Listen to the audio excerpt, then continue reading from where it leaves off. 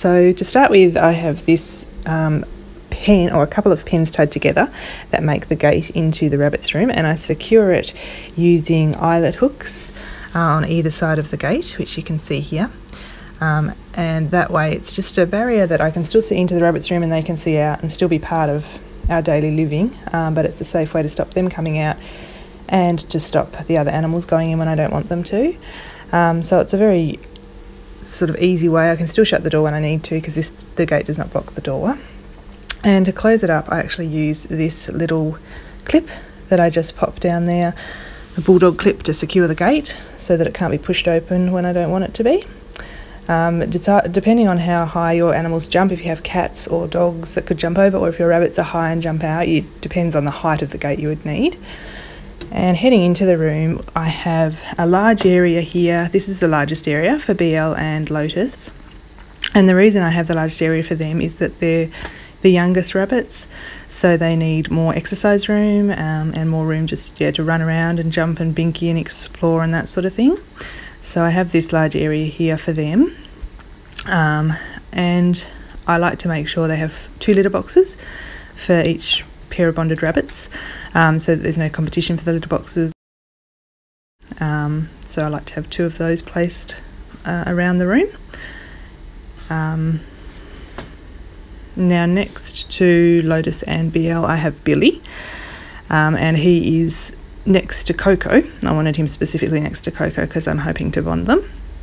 He has the second largest cage. He doesn't really use a lot of the room because he is quite sedentary being older, but I like to have enough room to pop things in that he needs, his litter box, his food bowls, lots of little hidey places for him that he can hide in. And then there is Koko, who has the smallest cage at the moment, although I'm hoping to bond her with Billy, so they will have the combined area once they are bonded of the 2 cages. And she doesn't move around at all much, so she actually benefits from having a bit of a smaller cage so that she's got her water and her hay and her litter boxes, you know, close to her, so she doesn't have to move too much. I like her to be able to move around and get her exercise because that keeps her digestion going and keeps her healthy, but I don't want her to have to go miles across the room to get from one place to another. And I divide the pens again with these eyelet hooks and the pet panels, and I find that to be the easiest way to divide the room up to maximise the space. And I also put on here cardboard to divide on the panels so that bunnies that aren't bonded won't fight.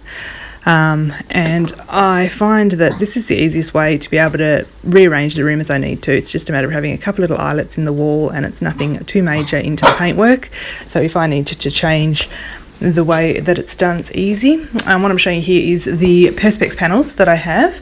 I like, even though the bunnies aren't bonded, I like them to be able to see each other. I find that cuts down on their anxiety, because what I do have for the rest of the pen is pieces of cardboard that divide them so they can't reach through the bars and fight, and that's connected by cable ties to keep it nice and tight.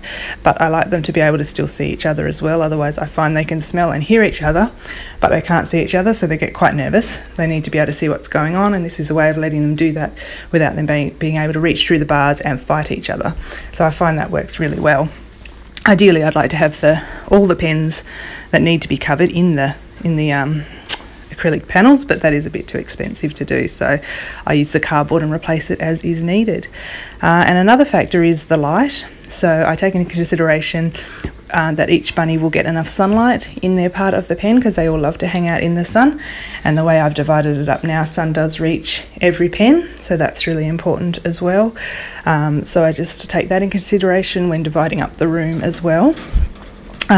So that works really well the way it is at the moment. But as I said, with these, the way I've done the panels, you can also easily move it if need changes for the pens to be arranged differently, which has happened to me a lot over the years with the different combinations of bunnies that I have had.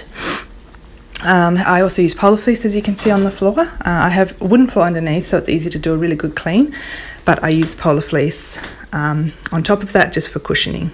And then I have the piggy pen on a table And I find that a really nice height to interact with the piggies, because they're so small and skitty, you know, sort of low down. I like to have them at my height so that I can interact with them easily. And it also means that underneath I can then use for the bunny's pen as well, which gives me, you know, just maximises the space and gives me the most out of the space, which is really good. So yes, I have the piggies on top here, and then I have some of the underneath area of the piggy pen for Lotus and Biel's cage, and the rest for Koko's cage as well. So that's the basic layout of my rabbit room and why I chose to divide it up the way it is at the moment. But as I said, I'm hoping to combine these two pens in the future if Billy and Koko will bond. Hopefully that will work. Yeah, so that's the basics of it, I think. So thanks so much for watching, and I'll see you next time. Bye!